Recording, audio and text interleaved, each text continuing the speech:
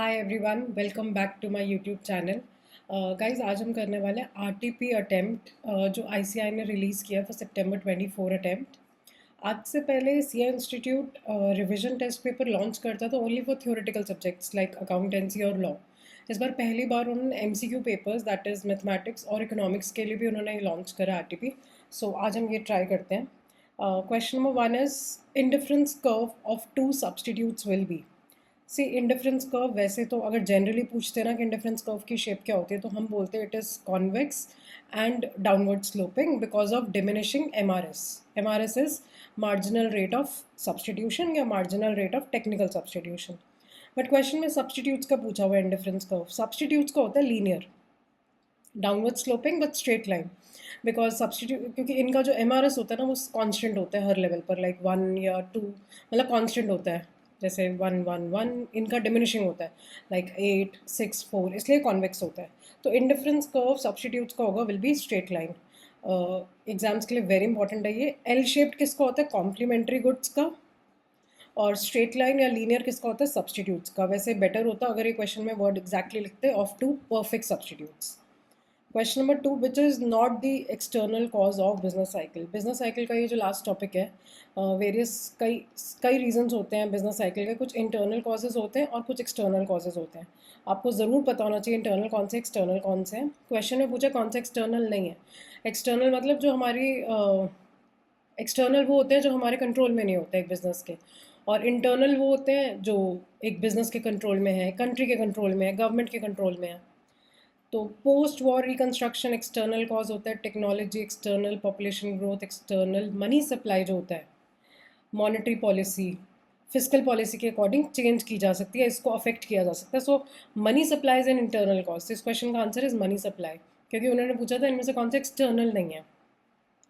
Here under which market form the demand curve is steeper as compared to monopolistic competition. Steeper का मतलब होगा like this, which will be bent towards the y-axis. Steeper का opposite होता है flat, flat होता है which is bent towards the x-axis. ये बोल रहे हैं किसका steeper होगा demand curve। सबसे पहली चीज़ तो steeper का मतलब हमें पता होना चाहिए। steeper का मतलब होता है, जैसे ये प्राइस है, ये क्वांटिटी है, कि अगर प्राइस फॉल हो रहा है तो डिमांड पे कुछ खास फ़र्क नहीं पड़ रहा, या प्राइस राइज हो रहा है तो भी डिमांड पे कुछ खास फ़र्क नहीं पड़ रहा। एक्चुअली होता क्या है मोनोपोली के केस में, और कोई सेलर्स तो है नहीं, हम प्राइस राइज करें या प्राइस फॉल करें हमारी डिमांड पे ज़्यादा फ़र्क नहीं पड़ेगा, बिकॉज हमारा कोई कॉम्पिटिटर नहीं है। We don't have any close substitute available. Monopolistic में क्या होता है? मोनोपोलिस्टिक में ज़रा सा प्राइस फॉल करोगे ना, डिमांड बहुत ज़्यादा बढ़ जाती है। वाई? बिकॉज बड़े सारे सेलर्स हैं। आपने ज़रा सा प्राइस फॉल करा, उनके कस्टमर्स भी आपके पास आ जाएंगे, बहुत ज़्यादा डिमांड चेंज होगी। बट मोनोपोली पे ज़्यादा डिमांड चेंज नहीं होती। इसको मैं बेटर वर्ड्स में ये भी बोल सकती हूँ, मोनोपोलिस्टिक कंपटीशन में डिमांड इलास्टिक मानी जाती है और मोनोपोली में हम लेस इलास्टिक बोलते हैं। So demand curve will be steeper. और परफेक्ट कंपटीशन का डिमांड कर्व क्या होता है? It is horizontal, not steep not flat, it is exactly horizontal, because price constant रहता है इसमें। और ऑलिगोपोली का तो डिमांड कर्व हम बोलते हैं इट इज़ इनडिटर्मिनेट, या हम ये बोलते हैं ऑलिगोपोली का तो डिमांड कर्व वो जो रिजिडिटी होती है प्राइस की, ना प्राइस राइज होता है उसमें ना प्राइस फॉल होता है, there is a price rigidity. Marginal product is the slope of, very very important question है। एमपी किसकी स्लोप होती है? सी, टोटल प्रोडक्ट का फॉर्मूला होता है delta MP upon delta Q. Sorry, मैंने उल्टा लिख दिया। एमपी का फॉर्मूला होता है, मार्जिनल प्रोडक्ट का फॉर्मूला होता है delta TP upon delta Q. और वो यही पूछ रहे कि बताओ एमपी किसकी स्लोप है? एमपी किसकी स्लोप होगी? टोटल प्रोडक्ट की। आप ये बात समझते हैं, D Y by D X होती है स्लोप। सो मार्जिनल प्रोडक्ट किसकी स्लोप होती है? टोटल प्रोडक्ट की। सिमिलर क्वेश्चन पूछा जा सकता है, M C is the slope of T C, M R is the slope of T R. Very important question. Question का answer will be total product, which is C option. Opportunity cost of a good is, पहली बात तो हमें पता होना चाहिए what is opportunity cost. Opportunity cost का मतलब होता है सैक्रिफाइस। ये चैप्टर 1 का क्वेश्चन है, सैक्रिफाइस, या आप ये भी बोल सकते हैं the next best alternative foregone. कुछ पाने के लिए जो आपने खोया है उसको बोलते हैं अपॉर्चुनिटी कॉस्ट। एक अपॉर्चुनिटी पाने के लिए जो आपने कॉस्ट लगी, जो आपने सैक्रिफाइस कर दिया, नेक्स्ट बेस्ट ऑल्टरनेटिव को बोलते हैं opportunity cost. Loss of interest in using savings नहीं, the time lost, quality of other goods sacrificed in order to get, ये क्वालिटी नहीं है, क्वांटिटी होना चाहिए, quantity of other goods which are sacrifice to gain 1 unit of another good. तो किसी एक good को पाने के लिए आपने जो दूसरों में सैक्रिफाइस कर दिया is known as the opportunity cost. Answer is C. Under which market form price determination can not persist, persist मतलब एग्जिस्ट। कह रहे प्राइस डिस्क्रिमिनेशन आप किस में नहीं कर सकते। पहली बात तो प्राइस डिस्क्रिमिनेशन होती क्या है, प्राइस डिस्क्रिमिनेशन होती है सेम प्रोडक्ट के लिए डिफरेंट कंज्यूमर से डिफरेंट प्राइस चार्ज करना, और परफेक्ट कॉम्पिटिशन में आप ये कर ही नहीं सकते बिकॉज प्राइस इज कॉन्स्टेंट, आप डिफरेंट प्राइस चार्ज कर ही नहीं सकते। Certain benefits an industry gets when it expands its scale of production is known as, पहली बात तो its scale of production, large scale production करने के क्या बेनिफिट होते हैं उसको बोलते हैं हम इकोनॉमीज ऑफ स्केल। जब हम लार्ज स्केल प्रोडक्शन करते हैं ना उसके कुछ फ़ायदे भी होते हैं कुछ नुकसान भी होते हैं। जब आप लार्ज स्केल बिजनेस करते हो कुछ फ़ायदे भी होते हैं, उसको इकोनॉमिक्स में बोलते हैं इकोनॉमीज़, और जो नुकसान होते हैं उसको हम बोलते हैं डिस इकोनॉमीज़। लाइक मैं एक आधा नुकसान का एग्जांपल बता देती हूँ, लॉस होने का चांस ज़्यादा है, गुडविल हार्म होने का चांस ज़्यादा है, लोन भी ज़्यादा होगा, इंटरेस्ट भी ज़्यादा पे करना पड़ेगा, बट बेनिफिट्स भी होते हैं, प्रॉफिट भी ज़्यादा होगा, मार्केट में शेयर भी ज़्यादा होगा, लोग हमारे पास काम करना पसंद करेंगे, skilled people would be willing to work in our company, हम काफ़ी सारे लोगों को हायर भी कर पाएंगे, हम डिवीजन ऑफ वर्क भी कर पाएंगे, डिवीजन ऑफ लेबर। बेनिफिट्स भी होते हैं और नुकसान भी होते हैं, इकोनॉमीज़ भी और डिस इकोनॉमीज़ भी। ये है चैप्टर नंबर 3 का लास्ट टॉपिक।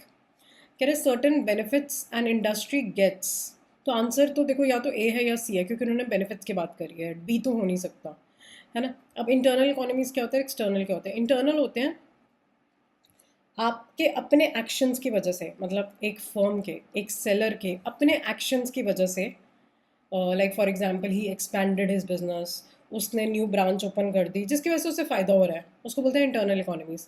एक्सटर्नल इकोनॉमीज़ होता है जब दूसरों ने कोई नई टेक्नोलॉजी लॉन्च करी, आपने भी उसको कॉपी पेस्ट कर लिया, दूसरी फर्म्स ग्रो कर रही है इंडस्ट्री में तो आपका भी फ़ायदा हो रहा है। अब क्वेश्चन में लिखा है certain benefit and industry gets, see इस क्वेश्चन की स्टेटमेंट में ना कुछ मिस्टेक है। Benefit and industry gets when it expands its scale of production, ये होना चाहिए बेनिफिट अ फर्म गेट्स। एक फर्म को जब क्या बेनिफिट होता है, जब वो खुद की कंपनी को एक्सपैंड करता है, इसको बोलते हैं इंटरनल इकोनॉमीज। एक्सटर्नल में क्वेश्चन पूछते कि बेनिफिट जो एक फर्म को होता है when industry expands its scale of production, तो जो उन्होंने स्टेटमेंट लिखे ना उसमें कुछ एरर है, it should be certain benefit a firm gets. Question number 8, कह रहे suppose we are drawing a supply curve of a farmer, supply curve की क्या शेप होती है, अपवर्ड स्लोपिंग, एक्स एक्सिस पे आती है क्वांटिटी सप्लाइड और वाई एक्सिस पे आता है प्राइस। कह रहे एक फार्मर का अगर हम सप्लाई कर्व बनाएंगे what will be held constant. देखो जब हम सप्लाई कर्व बनाते हैं ना, सप्लाई कर्व अपवर्ड स्लोपिंग होता है because of law of supply, और लॉ ऑफ सप्लाई सिर्फ एक ही फैक्टर को चेंज्ड मानता है, प्राइस, सिर्फ प्राइस चेंज होता है, other all factors are remaining constant. तो क्वेश्चन में पूछ रहे बताओ कौन सा फैक्टर कांस्टेंट होता है, सारे ही फैक्टर्स कांस्टेंट होते हैं सिर्फ एक को छोड़ के, किसको छोड़ के, प्राइस को छोड़ के, ये भी कांस्टेंट होता है, रॉ मटेरियल की कॉस्ट, वेदर कंडीशन, हम सब कुछ कांस्टेंट एज्यूम करते हैं, सिर्फ इसको चेंज्ड मानते हैं। क्वेश्चन में एरर है, क्वेश्चन होना चाहिए था suppose we are drawing a supply curve which of the following will not be held constant, और उस क्वेश्चन का आंसर विल बी डी। अब पेपर में देखो अगर ये आएगा ना और मैं आपकी जगह आऊँगी तो मैं प्राइस टिक करके आऊँगी बिकॉज ए बी सी तीनों आंसर हो नहीं सकता, तो आंसर विल बी डी, भले ही क्वेश्चन में मिस्टेक है।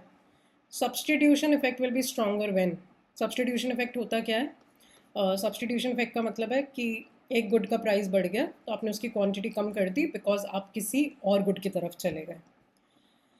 तो सब्सटीट्यूशन इफेक्ट ज़्यादा कब होगा, वो कह रहे हैं ज़्यादा मतलब कितना हाई चांस है कि आप दूसरे गुड की तरफ चले जाओगे, when goods are closer substitutes, absolutely true. जितने ज़्यादा क्लोजर होंगे उतना ज़्यादा चांस है कि 1 रुपया भी इसका प्राइस राइज हुआ ना हम सब दूसरे प्रोडक्ट पे शिफ्ट हो जाएंगे अगर वो हमारे लिए क्लोज सब्सटीट्यूट हुए। There is lower cost of switching to the substitute good, right. देखो आजकल अगर मैं बात करूँ, क्या पेट्रोल से इलेक्ट्रिक पे स्विच करने की लोअर कॉस्ट आती है, नहीं। पेट्रोल कार है जिसके पास और अगर उसको इलेक्ट्रिक कार चाहिए बहुत ज़्यादा इन्वेस्टमेंट लगेगी, इसलिए वो इजीली शिफ्ट नहीं होगा इलेक्ट्रिक पे। हम शिफ्ट तब हो जाते हैं जब शिफ्ट होना बहुत आसान है, there is a lower cost of switching to the other good and there is also lower inconvenience, तब हम इजीली उसके सब्सटीट्यूट पे शिफ्ट हो जाते हैं। Question number 10, globalization indicates rapid dash between the countries, globalization का मतलब क्या होता है, एक कंट्री दूसरी कंट्री से मिल रही है, अब हम आइसोलेशन में नहीं रह रहे, एक्सपोर्ट इम्पोर्ट हो रहा है। इस क्वेश्चन का आंसर इज इंटीग्रेशन जब हो रही है। ग्लोबलाइजेशन की डेफिनेशन में वर्ड आता है integration of 2 or more countries. In order to influence spending on the goods in the short run, question में 11th में कह रहे हैं, in order to influence spending dash is directed at directly influencing the interest rates. Interest rates को कौन सी policy change करती है? Monetary policy. Physical policy नहीं कर सकती। पहली बात तो फिजिकल बजटरी पॉलिसी सेम होती है, ये टैक्सेस और एक्सपेंडिचर को चेंज करते हैं। क्वेश्चन मिलकर इंटरेस्ट रेट को कौन चेंज करेगा? इस monetary policy. Law of consumer surplus is based on, consumer surplus क्या होता है? What a consumer is willing to pay which depends upon his utility minus what he actually pays which depends upon his price. Consumer surplus का law based होता है, it is based on law of diminishing marginal utility. ये क्यों आज problem हो रही है? 4 phases of the business cycle are peak, peak के बाद कौन सा स्टेज आता है? रिसेशन, फिर ट्रोफ, पीक रिसेशन ट्रोफ। मुझे कई बच्चे डाउट बोलते हैं कि मैम ए क्यों नहीं है? इसका आंसर विल बी सी। ए इसलिए नहीं है बिकॉज ट्रोफ के बाद हम कहते हैं कि रिकवरी होगी। Trough is the bottom point, bottom point के बाद रिकवरी होगी, फिर बूम पीरियड आएगा। Question number 14, IT bubble burst is an example of a business cycle. Bubble burst हुआ था 2000 में, ये बिजनेस साइकिल का एग्जाम्पल है। Difference between gross domestic investment and net domestic investment is equal to. Gross और net में किस चीज़ का डिफरेंस होता है? डिप्रिसिएशन का या consumption of fixed capital. But मुझे ऑप्शंस में कुछ भी नहीं दिख रहा है। मुझे ऑप्शंस में दिख रहा है कि GDP और NDP में किस चीज़ का डिफरेंस होता है? वो भी डिप्रिसिएशन ही होता है। तो आंसर इसका सी होगा। इन्वेंट्री नहीं होता। NDP और नेशनल इनकम में तो डिफरेंस होता है NFIA का, net factor income from abroad, इसलिए बी भी नहीं होगा। Answer will be C. Question number 16, assume you deplete your savings to buy a new sofa. कह रहे हैं आपने अपनी सेविंग्स से एक सोफ़ा खरीदा, कुछ गवर्नमेंट बॉन्ड्स खरीदे, and then you also take a vacation in a foreign country.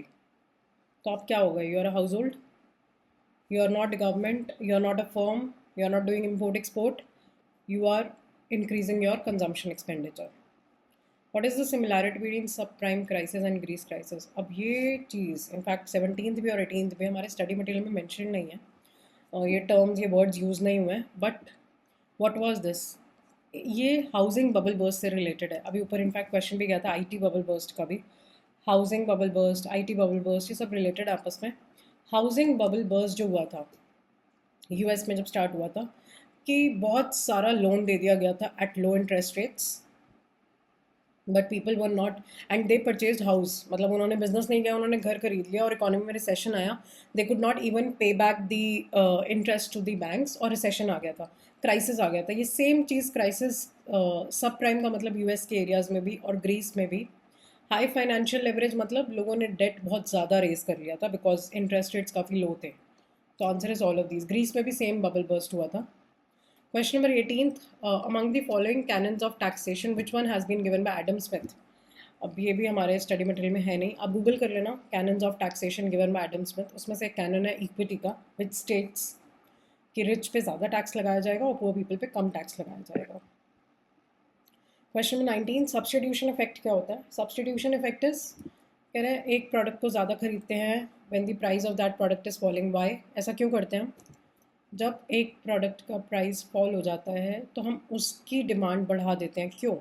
क्योंकि सब्सटीट्यूशन इफेक्ट यही कहता है कि जो उसके सब्सटीट्यूट्स होंगे ना, हमने उसकी डिमांड कम कर दी गई होगी। क्यों कर दी होगी? बिकॉज ये गुड अब चीपर हो गया, क्योंकि इसका प्राइस कम हो गया। The product has become less expensive than before, इसलिए answer is C. Substitution effect का मतलब यही होता है कि अब वो पहले से सस्ता हो गया, इसलिए अब हम उसकी डिमांड बढ़ा देंगे।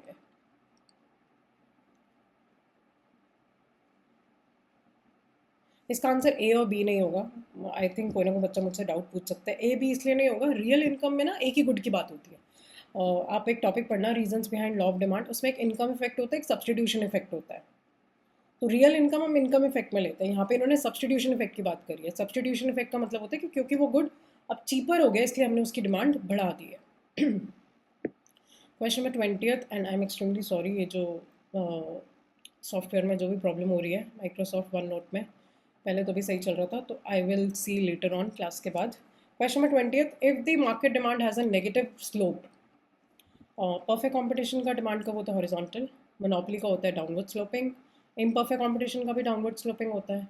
तो कह रहे हैं market demand curve is a negative slope, तो मार्केट कौन सी होगी? तो answer will be D. We can not exactly tell because information is insufficient, they need to tell steep, flat. Monopoly का स्टीप होगा। इम्परफेक्ट में तो मोनोपोलिस्टिक भी आता है और ओलिगोपोली भी आता है, सो दे नीड टू मेंशन कि कौन से उसका पूछ रहे हैं। In economics generally the classification of markets is made on the basis of generally time, area, volume of business. हम सब पे मार्केट्स को डिफाइन कर सकते हैं, लाइक टाइम के बेसिस पे very short period market, short period market, long period market, very long. Geographical area के बेसिस पे local, regional, national, international. Volume के बेसिस पे retail market, wholesale market. Types of market हर category में होती है। Question number 23, which characteristic of money refers to its ability to hold value over time? कि आपने किसी चीज़ को रख लिया और उसकी टाइम के साथ वैल्यू बढ़ रही है, इसको बोलते हैं हम store of value. Which of the following is included in M2 as compare to M1? See पहली बात तो M2 ब्रॉडर होता है M1 से। M2 में M1 तो आता ही आता है, प्लस पोस्ट ऑफिस के सेविंग डिपॉजिट्स भी आती हैं।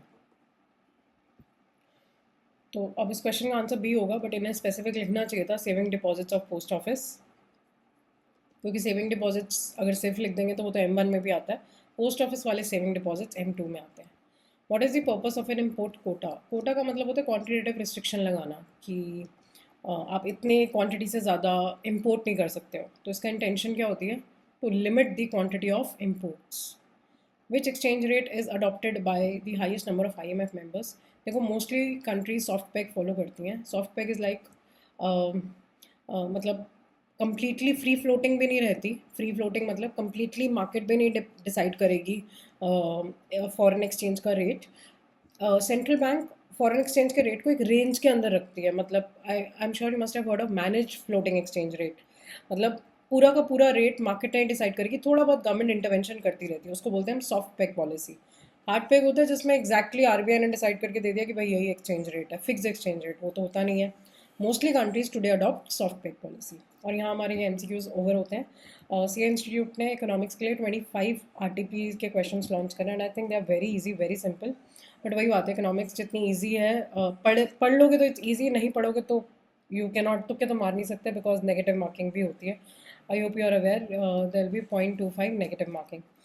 Thank you so much. I hope आपको सारे क्वेश्चन समझ आ गए। अगर नहीं समझ आए तो प्लीज़ कमेंट में अपना डाउट लिख सकते हो। I will try to elaborate and explain it to you even better. I will see you guys next time. Thank you so much. Bye bye.